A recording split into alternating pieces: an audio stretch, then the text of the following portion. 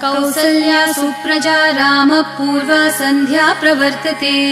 उत्तिष्ठ नरशार्दूल कर्तव्यम् दैवमाह्निकम्। कौसल्या सुप्रजा रामः पूर्वा सन्ध्या प्रवर्तते। उत्तिष्ठ नरशार्दूल कर्तव्यम् दैवमाह्निकम्। उत्तिष्ठोत्तिष्ठ गोविन्द उत्तिष्ठ गरुडध्वज। उत्तिष्ठ कमलाकान्त त्रैलोक्यम् मङ्गलम् कुरु। उत्तिष्ठोत्तिष्ठ गोविन्द उत्तिष्ठ गरुडध्वज। उत्तिष्ठ कमलाकान्त त्रैलोक्यम् मङ्गलम् कुरु।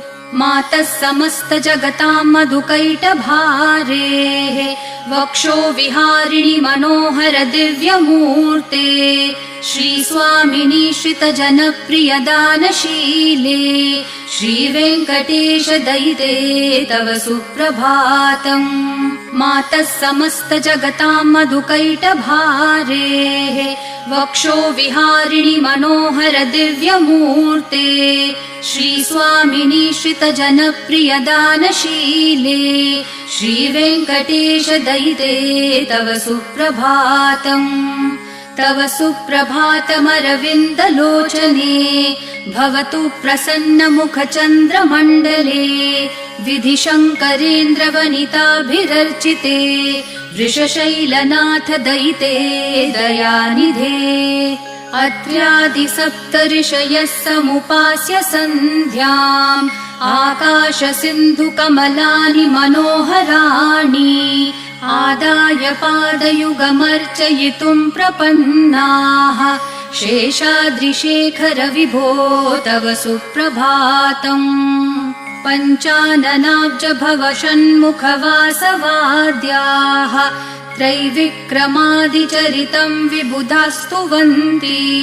भाषापतिः पठति वासर शुद्धिमारात् शेषाद्रिशेखर विभो तव सुप्रभातम्। ईषत् प्रफुल्ल सरसीरुह नारिकेल पूगद्रुमादिसुमनोहर पालिकानाम् आवाति मन्दमनिलः सह दिव्यगन्धैः शेषाद्रिशेखर विभो तव सुप्रभातम्। उन्मील्य नेत्रयुगमुत्तम पञ्चरस्था पात्रावशिष्ठ कदलीफलपायसानि भूत्वा सलीलमथ केलिशुकाः पठन्ति शेषाद्रिशेखर विभो तव सुप्रभातम्। तन्त्री प्रकर्ष मधुरस्वनया विपञ्च्या गायत्यनन्तचरितम् तव नारदोऽपि। भाषा समग्रमसकृत्करचार रम्यम् शेषाद्रिशेखर विभो तव सुप्रभातम्। भृङ्गावली च मकरन्दरसानुविद्ध झनकार गीतनिनदैः सह सेवनाय निर्यात्युपान्त सरसी कमलोदरेभ्यः शेषाद्रिशेखर विभो तव सुप्रभातम्। योषागणेन वरदध्नि विमथ्यमाने घोषालयेषु दधिमन्थन तीव्रघोषाः रोषात् कलिं वदधते ककुभश्च कुम्भाः शेषाद्रिशेखर विभो तव सुप्रभातम्।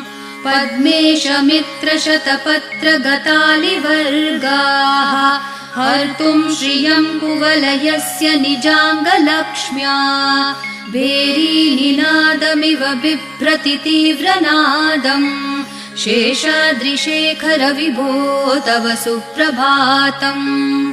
श्रीमन्नभीष्टवरदाखिल लोकबन्धो श्री श्रीनिवास जगदैकदयैक सिन्धो श्रीदेवतागृह भुजान्तर दिव्यमूर्ते श्रीवेङ्कटाचलपते तव सुप्रभातम्।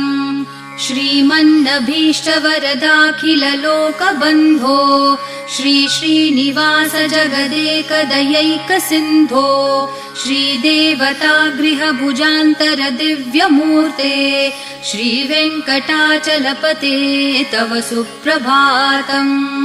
श्रीस्वामी पुष्करिणिकाप्लवनिर्मलाङ्गाः श्रेयोर्थिनो हरविरिञ्च सनन्दनाद्याः द्वारे वसन्ति वरवेत्रहतोत्तमाङ्गाः श्रीवेङ्कटाचलपते तव सुप्रभातम् श्रीशेषशैलगरुडाचलवेङ्कटाद्रिनारायणाद्रिवृषभाद्रिवृषाद्रिमुख्याम् आख्याम् त्वदीयवसतेरनिशम् वदन्ति श्रीवेङ्कटाचलपते तव सुप्रभातम् सेवापरः शिवसुरेश कृशानुधर्मरक्षोऽम्बुनाथ पवमानधनाधिनाथाः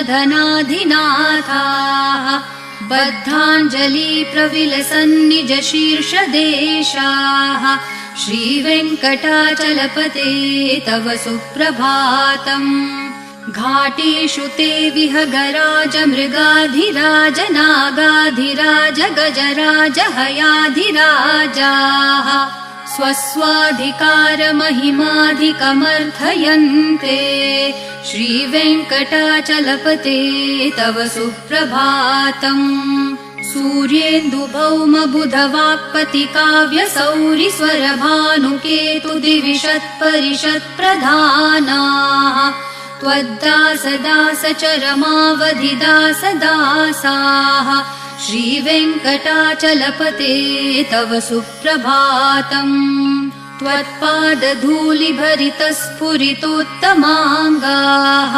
स्वर्गापवर्गनिरपेक्षनिजान्तरङ्गाः कल्पागमाकलनयाकुलताम् लभन्ते श्रीवेङ्कटाचलपते तव सुप्रभातम् त्वद्गोपुराग्रशिखराणि निरीक्षमाणाः स्वर्गापवर्गपदवीम् परमाश्रयन्तः मर्त्या मनुष्यभुवने मतिमाश्रयन्ते श्रीवेङ्कटाचलपते तव सुप्रभातम् श्रीभूमिनायकदयादिगुणामृताब्धे देवाधिदेव जगदेक शरण्यमूर्ते श्रीमन् अनन्तगरुडादिभिरर्चिताङ्घ्रे श्रीवेङ्कटाचलपते तव सुप्रभातम् श्रीपद्मनाभपुरुषोत्तमवासुदेव वैकुण्ठमाधव जनार्दन चक्रपाणे श्रीवत्सचिह्न शरणागत पारिजात श्रीवेङ्कटाचलपते तव सुप्रभातम् कन्दर्पदर्पहर सुन्दर दिव्यमूर्ते कान्ताकुचाम्बुरुह कुद्मललोल दृष्टे कल्याण निर्मल गुणाकर दिव्यकीर्ते श्रीवेङ्कटाचलपते तव सुप्रभातम् मीनाकृते कमठकोल नृसिंहवर्णिन् स्वामिन् परश्वथ तपोधन रामचन्द्र शेषांश राम यदुनन्दन कल्किरूप श्रीवेङ्कटाचलपते तव सुप्रभातम् एलालवङ्गधनसार सुगन्धितीर्थम् दिव्यम् वियत्सरिति हेम घटेषु पूर्णम् धृत्वाद्य वैदिक शिखामणयः प्रहृष्टा तिष्ठन्ति वेङ्कटपते तव सुप्रभातम् भास्वानुदेति विकचानि सरोरुहाणि सम्पूरयन्ति निनदैः ककुभो विहङ्गाः श्रीवैष्णवा सततमर्थितमङ्गलास्ते धामाश्रयन्ति तव वेङ्कट सुप्रभातम् ब्रह्मादयः सुरवराः समहर्षयस्ते सन्तः सनन्दनमुखास्तवथ योगिवर्याः धामान्तिके तव हि मङ्गलवस्तुहस्ताः श्रीवेङ्कटाचलपते तव सुप्रभातम् लक्ष्मीनिवास निरवद्य गुणैकसिन्धो संसारसागरसमुत्तरणैकसेतो वेदान्तवेद्य निजवैभव भक्तभोग्य श्रीवेङ्कटाचलपते तव सुप्रभातम्। लक्ष्मीनिवास निरवध्य गुणैकसिन्धो संसारसागरसमुत्तरणैकसेतो वेदान्तवेद्य निजवैभव भक्तभोग्य श्रीवेङ्कटाचलपते तव सुप्रभातम्। इत्थं वृषाचलपतेरिह सुप्रभातम्। ये मानवः प्रतिदिनं पठितुं प्रवृत्ताः तेषां प्रभातसमयस्मृतिरङ्गभाजाम् प्रज्ञां परार्थसुलभां परमां प्रसूते। इत्थं वृषाचलपतेरिह सुप्रभातम्। ये मानवः प्रतिदिनं पठितुं प्रवृत्ताः तेषां प्रभातसमयस्मृतिरङ्गभाजाम् प्रज्ञां परार्थसुलभां परमां प्रसूते। कमलाकुचचूचुककुङ्कुमतो नियतारुणतातुलनीलतनो कमलायतलोचनलोकपते विजयी भव वेङ्कटशैलपते। कमलाकुचचूचुककुङ्कुमतो नियतारुणतातुलनीलतनो कमलायतलोचनलोकपते विजयी भव वेङ्कटशैलपते। स चतुर्मुख षण्मुख पञ्चमुख प्रमुखाखिल दैवतमौलिमणे शरणागतवत्सल सारनिधे परिपालय मां वृषशैलपते। अतिवेलतया तव दुर्विषहै अनुवेलकृतैरपराधशतैः भरितं त्वरितं वृषशैलपते परया कृपया परिपाहि हरे। अधिवेङ्कटशैलमुदारमते जनताभिमताधिकदानरतात् परदेवतया गदितान्नगमै कमलादयितान्न परं कलये। कलवेणुरवावशगोपवधू शतकोटिवृतात् स्मरकोटिसमात् प्रतिवल्लविकाभिमतात् सुखदात् वसुदेवसुतान्न परं कलये। अभिराम गुणाकरदाशरथे जगदेकधनुर्धर धीरमते रघुनायक राम रमेश विभो वरदो भवदेव दया जलदे। अवनीतनया कमनीयकरं रजनीकर चारुमुखाम्बुरुहम् रजनीचरराजतमो मिहिरं महनीयमहं रघुराममये। सुमुखं सुहृदं सुलभं सुखदं स्वनुजं च सुखाय ममोघशरम् अपहाय रघुत्वहमन्यमहं न कथञ्चन कञ्चन जातु भजे। विना वेङ्कटेशं ननाथो ननाथ सदा वेङ्कटेशं स्मरामि स्मरामि। हरे वेङ्कटेश प्रसीद प्रसीद प्रियं वेङ्कटेश प्रयच्छ प्रयच्छ। विना वेङ्कटेशं ननाथो ननाथ सदा वेङ्कटेशं स्मरामि स्मरामि। हरे वेङ्कटेश प्रसीद प्रसीद प्रियं वेङ्कटेश प्रयच्छ प्रयच्छ। अहं दूरतस्ते पदाम्भोजयुग्म प्रणामेच्छयागत्य सेवां करोमि। सकृत्सेवया नित्यसेवा फलं त्वं प्रयच्छ प्रयच्छ प्रभो वेङ्कटेश। अज्ञानिना मया दोषान् अशेषान् विहितान् हरे क्षमस्वत्वं क्षमस्वत्वं शेषशैलशिखामणे। अज्ञानिना मया दोषान् अशेषान् विहितान् हरे क्षमस्वत्वं क्षमस्वत्वं शेषशैलशिखामणे। ईशानां जगतोऽस्य वेङ्कटपतेर्विष्णोः परां प्रेयसीं तद्वक्षस्थलनित्यवासरसिकां तत्क्षान्तिसंवर्धिनीं पद्मालङ्कृतपाणिपल्लवयुगां पद्मासनस्थां श्रियम् वात्सल्यादिगुणोज्ज्वलां भगवतीं वन्दे जगन्मातरम् ईशानां जगतोऽस्य वेङ्कटपतेर्विष्णोः परां प्रेयसीं तद्वक्षस्थलनित्यवासरसिकां तत्क्षान्तिसंवर्धिनीं पद्मालङ्कृतपाणिपल्लवयुगां पद्मासनस्थां श्रियम् वात्सल्यादिगुणोज्ज्वलां भगवतीं वन्दे जगन्मातरम् श्रीमान् कृपाजलनिधे कृतसर्वलोकसर्वज्ञ शक्तनतवत्सल सर्वशेषिन् स्वामिन् सुशीलसुलभाश्रितपारिजात श्रीवेङ्कटेश चरणौ शरणं प्रपद्ये श्रीमान् कृपाजलनिधे कृतसर्वलोकसर्वज्ञ शक्तनतवत्सल सर्वशेषिन् स्वामिन् सुशीलसुलभाश्रितपारिजात श्रीवेङ्कटेश चरणौ शरणं प्रपद्ये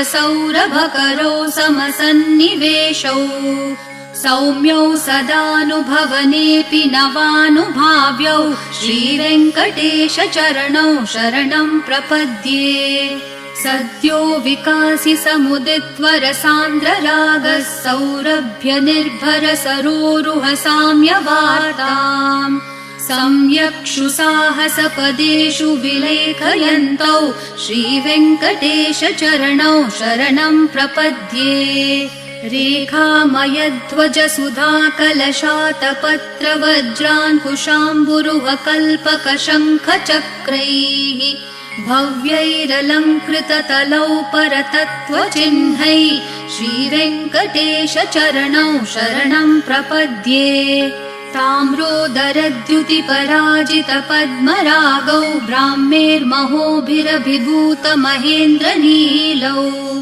उद्यन्नखांशुभिरदस्तशशाङ्कभासौ श्रीवेङ्कटेश चरणौ शरणं प्रपद्ये सप्रेमभीतिकमलाकरपल्लवाभ्यां सम्माहनेऽपि सपदि क्लममादधानौ कान्ताववाङ्मनसगोचरसौ कुमार्यौ श्रीवेङ्कटेश चरणौ शरणं प्रपद्ये लक्ष्मीमहीतदनुरूपनिजानुभावन्नीलादिदिव्यमहिषीकरपल्लवानाम् आरुण्यसङ्क्रमणतः किल सान्द्ररागौ श्रीवेङ्कटेश चरणौ शरणं प्रपद्ये नित्यानमद्विधि शिवादिकिरीटकोटि प्रत्युक्तदीप्तिनवरत्नमःप्ररोहैः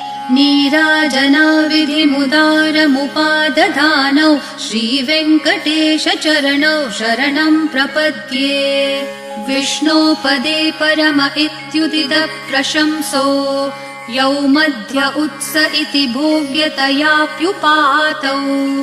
भूयस्ततेति तव पाणितलप्रदिष्टौ श्रीवेङ्कटेश चरणौ शरणं प्रपद्ये पार्थाय तत्सदृशसारथिना त्वयैव यौ दर्शितौ स्वचरणौ शरणं व्रजेति भूयोऽपि मह्यमिह तौ करदर्शितौ ते श्रीवेङ्कटेश चरणौ शरणं प्रपद्ये मन्मूर्धिकालियफने विकटाटवीषु श्रीवेङ्कटाद्रिशिखरे शिरसि श्रुतीनाम् चित्तेऽप्यनन्यमनसां सममाहितौ ते श्रीवेङ्कटेश चरणौ शरणं प्रपद्ये आम्लानहृष्यदवनीतलकीर्णपुष्पौ श्रीवेङ्कटाद्रिशिखराभरणायमानौ आनन्दिताखिल मनोनयनौ तवेतौ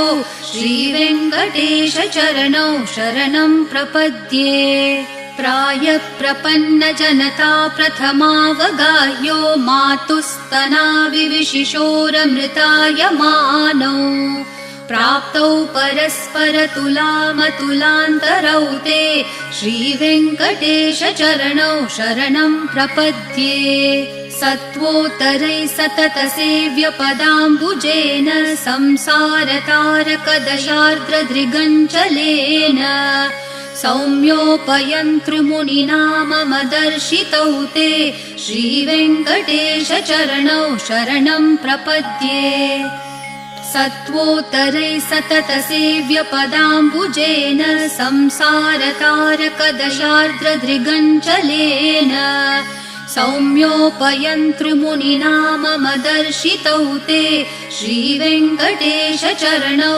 शरणं प्रपद्ये श्रीशश्रिया घटिकया त्वदुपाय भावे प्राप्ये त्वयि स्वयमुपेयतया स्फुरन्त्या नित्याश्रिताय निरवद्य गुणाय तुभ्यं स्यां किङ्करो वृषगिरीश न जातु मह्यम् श्रीशश्रिया घटिकया त्वदुपाय भावे प्राप्ये त्वयि स्वयमुपेयतया स्फुरन्त्या नित्याश्रिताय निरवद्य गुणाय तुभ्यं स्यां किङ्करो वृषगिरीश न जातु मह्यम् श्रियः कान्ताय कल्याणनिधये निधयेऽर्थिनां श्रीवेङ्कटनिवासाय श्रीनिवासाय मङ्गलम् श्रियः कान्ताय कल्याणनिधये निधयेऽर्थिनां श्रीवेङ्कटनिवासाय श्रीनिवासाय मङ्गलम् लक्ष्मी सविभ्रमालोकसुप्रविभ्रमचक्षुषे चक्षुषे सर्वलोकानां वेङ्कटेशाय मङ्गलम् श्रीवेङ्कटाद्रिशृङ्गाग्रमङ्गलाभरणाङ्ग्रये मङ्गलानां निवासाय श्रीनिवासाय मङ्गलम् सर्वावयवसौन्दर्यसम्पदा सर्वचेतसां सदा सम्मोहनायास्तु वेङ्कटेशाय मङ्गलम् नित्याय निरवध्याय सत्यानन्दचिदात्मने सर्वान्तरात्मने श्रीमद्वेङ्कटेशाय मङ्गलम् स्वतः सर्वविदे सर्वशक्तये सर्वशेषिणे सुलभाय सुशीलाय वेङ्कटेशाय मङ्गलम् परस्मै ब्रह्मणे पूर्णकामाय परमात्मने प्रयुञ्जे परतत्त्वाय वेङ्कटेशाय मङ्गलम् आकालतत्त्वमशान्तम् आत्मनामनुपश्यताम् अतृप्तामृतरूपाय वेङ्कटेशाय मङ्गलम् प्रायस्वचरणौ पुंसां शरण्यत्वेन पाणिना कृपया दिशते श्रीमद्वेङ्कटेशाय मङ्गलम् दयामृत्तरङ्गिन्यास्तरङ्गैरिव शीतलैः अपाङ्गैः सिञ्चते विश्वं वेङ्कटेशाय मङ्गलम् सद्भूषाम्बरहेतिनां सुषमावहमूर्तये सर्वार्तिशमनायास्तु वेङ्कटेशाय मङ्गलम् श्रीवैकुण्ठविरक्ताय स्वामि पुष्करिणीतटे रमया